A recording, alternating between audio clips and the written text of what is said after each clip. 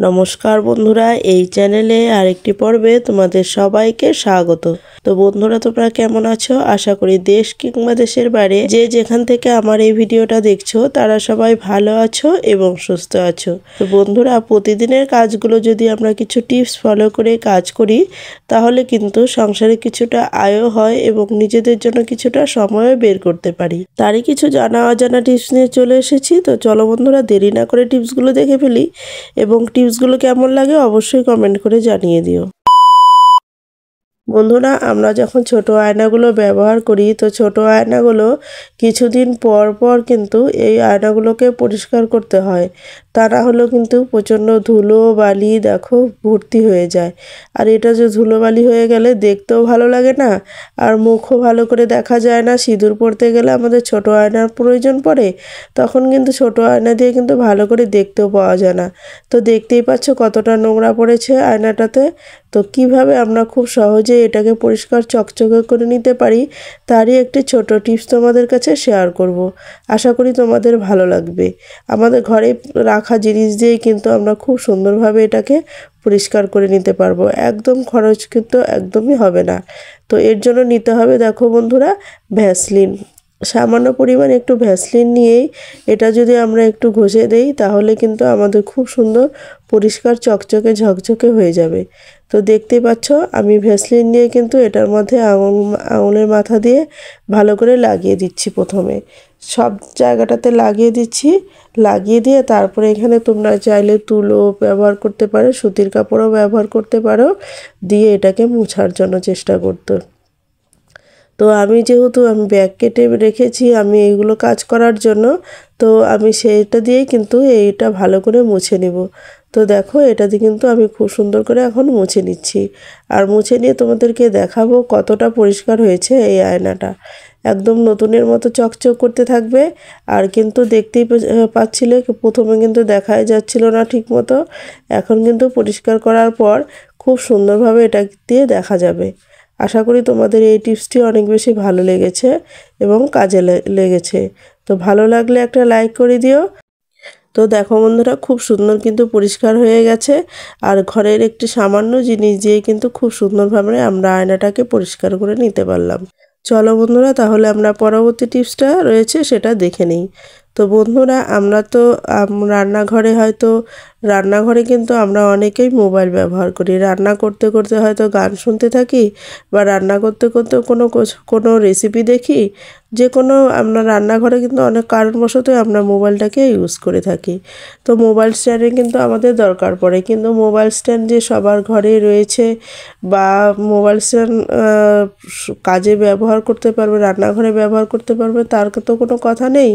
হয়তো মোবাইল স্ট্যান্ডটা হয়তো খুঁজেই পাওয়া যাচ্ছে না, তখন মোবাইল স্ট্যান্ডটা ব্যবহার করব কিভাবে? তো মোবাইল স্ট্যান্ডটা দেখো, আমাদের তো মোবাইল স্ট্যান্ড এখন আমরা মোবাইল স্ট্যান্ড ছাড়া তো কীভাবে মোবাইলটাকে চালাবো তারই একটি ছোট টিপস তোমাদের কাছে শেয়ার করছি। তো দেখো এর জন্য কি করতে হবে বন্ধুরা, এর জন্য নিয়ে নিতে হবে দুটো কাপড় মেলার ক্লিপগুলো যে রয়েছে, কাপড় মেলার ক্লিপগুলো দুটো আমরা কিন্তু লাগিয়ে নিব। এটার নিচে দুটো কাপড় মেলার ক্লিপগুলো লাগিয়ে যদি রেখে দেই তাহলে কিন্তু এটা খুব ভালো স্ট্যান্ডের কাজ করে। তো দেখো এটা কিন্তু খুব সুন্দরভাবে এটা যেভাবে রাখবো আমরা কিন্তু সেভাবেই থাকবে, মোবাইলটা কিন্তু যেভাবে রাখবো সেভাবেই থাকবে। আমরা যদি এটাকে ধরে সরিয়ে দেই তাতেও কোনো অসুবিধা নেই, এটার থেকে যদি চেঞ্জ করে দেই, এটা বাদ দিয়ে এটা বাদ দিয়ে এটা, তবুও কিন্তু কোনো রকমই অসুবিধা হবে না। আশা করি তোমরা বুঝতে পেরেছো। এভাবে তোমরা কিন্তু বাড়িতে ট্রাই করে দেখতে পারো, তোমাদের আশা করি ভালো লাগবে। তো বন্ধুরা, তোমাদের যদি ভালো লেগে থাকে তাহলে একটা লাইক করে দিও, আর বন্ধুবান্ধবদের কাছে শেয়ার করতে বন্ধুরা একদমই ভুলো না কিন্তু।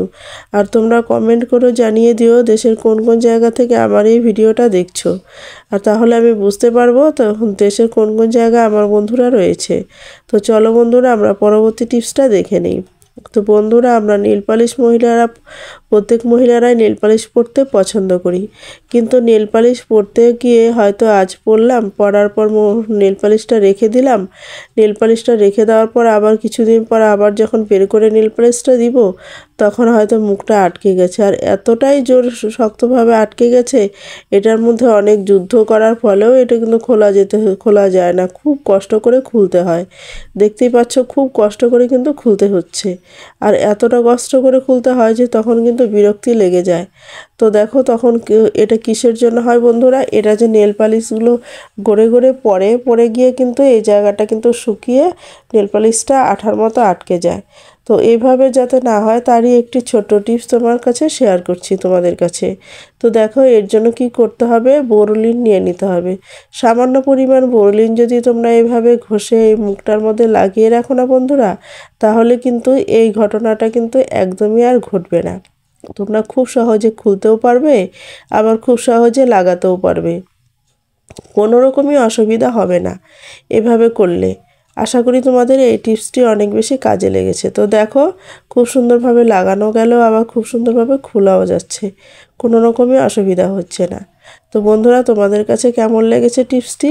যদি ভালো লেগে থাকে তাহলে একটা লাইক করে দিও। তো বন্ধুরা তোমাদের একটা কমেন্ট কিন্তু আমার ভিডিও করার আগ্রহ অনেকটাই বাড়িয়ে দেয়। তো চলো বন্ধুরা আমরা পরবর্তী টিপসটা দেখে নেই।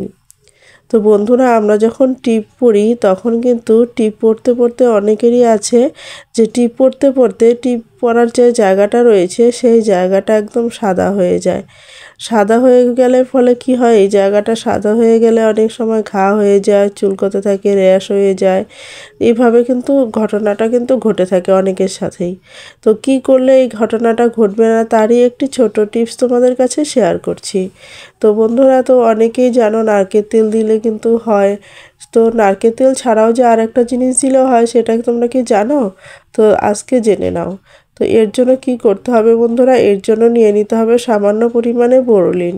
হ্যাঁ বন্ধুরা, সামান্য পরিমাণে বোরোলিনটা যদি তোমরা একটু ভালো করে এখানে লাগিয়ে নাও, খুব সামান্য পরিমাণ, বেশি লাগবে না, খুবই সামান্য পরিমাণ বোরোলিন যদি এখানে লাগিয়ে নাও, তাহলে কিন্তু দেখতে পারবে টিপটা যদি লাগিয়ে রাখো তাহলে যে বারবার করে উঠে যাবে সেটাও উঠে যাবে না, বা এখানে যে একটা ঘায়ের মতো হয়ে যাবে বা সাদা হয়ে যাবে সেটাও কিন্তু আর হবে না। তোমাদেরকে ঘষেও দেখাচ্ছি, দেখো খুব সুন্দরভাবে কিন্তু রয়ে গেছে, টিপটা কিন্তু উঠেও যাচ্ছে না। আশা করি তোমাদের এই টিপসটি অনেক বেশি কাজে লেগেছে এবং ভালো লেগেছে। তো বন্ধুরা ভালো লাগলে একটা লাইক করে দিও, আর বন্ধুবান্ধবদের কাছে শেয়ার করতে বন্ধুরা একদমই ভুলো না কিন্তু। এভাবে করলে কিন্তু তোমাদের কিন্তু আর সাদাও হবে না আর র্যাশও উঠবে না। তো চলো বন্ধুরা তাহলে আমরা পরবর্তী টিপসটা দেখে নেই। বন্ধুরা আমরা তো প্রেসার কুকার সকলে ব্যবহার করে থাকি, আর প্রেসার কুকার ছাড়া আমাদের কিন্তু একটা দিনও চলে না, খুবই অসুবিধা হয় প্রেসার কুকার ছাড়া। হয়তো প্রেসার কুকারে ভাত করি, নয়তো ডাল করি, নয়তো কোনো সেদ্ধ করি, নয়তো তরকারি করি, কোনো না কিছু করেই থাকি প্রেসার কুকারে। আমরা কিন্তু প্রেসার কুকার ছাড়া একদমই চলতে পারি না। তো তাই তো হয়, তাই না বন্ধুরা? সকলের মধ্যেই তো এই কাজটা হয়ে থাকে। তো দেখো বন্ধুরা প্রেসার কুকার আমরা ব্যবহার করি, কিন্তু প্রেসার কুকারের মধ্যে তোমরা কি কখনো পেঁয়াজের রিং পরিয়েছো? পড়াওনি তো? তো আজকে পড়াও, দেখো কি হয়। তো বন্ধুরা দেখো প্রেসার কুকার যখন আমরা রান্না করি তখন কিন্তু প্রেসার কুকার যখন সিটি পড়ে, সিটি পড়ার সময় কিন্তু এইদিকে কিন্তু উপর দিকটা থেকে কিন্তু খাবার বেরিয়ে আসে। কিন্তু যদি আপনার এই প্রেসার কুকারে খাবার বেরিয়ে আসবে, খাওয়ার রিং পরিয়ে দেই, তাহলে কিন্তু খাওয়ারটা যে বেরিয়ে আসা সেটা কিন্তু আর আসবে না। তো কিভাবে পোড়াবো, তো দেখতেই পাচ্ছ আমি একটা পেঁয়াজের এইভাবে পেঁয়াজটাকে, একটা আস্ত পেঁয়াজকে এভাবে গোল করে কেটে নিয়েছি, এটার একটা রিং বানিয়েছি। তো সেই রিংটা আমি এখন একটা পেঁয়াজের রিংটা এখন পরিয়ে দেব। তো উপরেটা খুলে নিলাম, তো খুলে নিয়ে দেখো এই জায়গাটা পরিয়ে দিচ্ছি। আর এই জায়গাটা পরিয়ে দিলে কিন্তু আমাদের পেঁয়াজের রিংটা পরিয়ে দিলে কিন্তু আমাদের কাজ হয়ে যাবে। এভাবে আমরা এখন এটার মধ্যে লাগিয়ে দিচ্ছি। লাগিয়ে দেওয়ার পর যখন আমরা প্রেসার কুকারে সিটি দিব তখন কিন্তু এই জায়গাটা যে পড়ে ডাল বলো সবজি বলো উপরে পড়ে যে একটা নোংরা হয়, সেই কিন্তু নোংরাটা আর হবে না, বেরিয়ে কিন্তু আর আসবে না। আশা করি তোমাদের এই টিপসটি অনেক বেশি ভালো লেগেছে। তো ভালো লাগলে লাইক কমেন্ট শেয়ার করে দিও। আর এই ভিডিওতে যদি কেউ নতুন হয়ে থাকো তাহলে সাবস্ক্রাইব করে আমার পাশে থেকে এরকম নিত্য নতুন ভিডিও পাওয়ার জন্য। তো বন্ধুরা তোমরা সবাই ভালো থেকো, সুস্থ থেকো, এই কামনাই করি ঈশ্বরের কাছে। আজ এই পর্যন্ত, দেখা হবে কোনো নেক্সট কোনো ভিডিওতে, কেমন?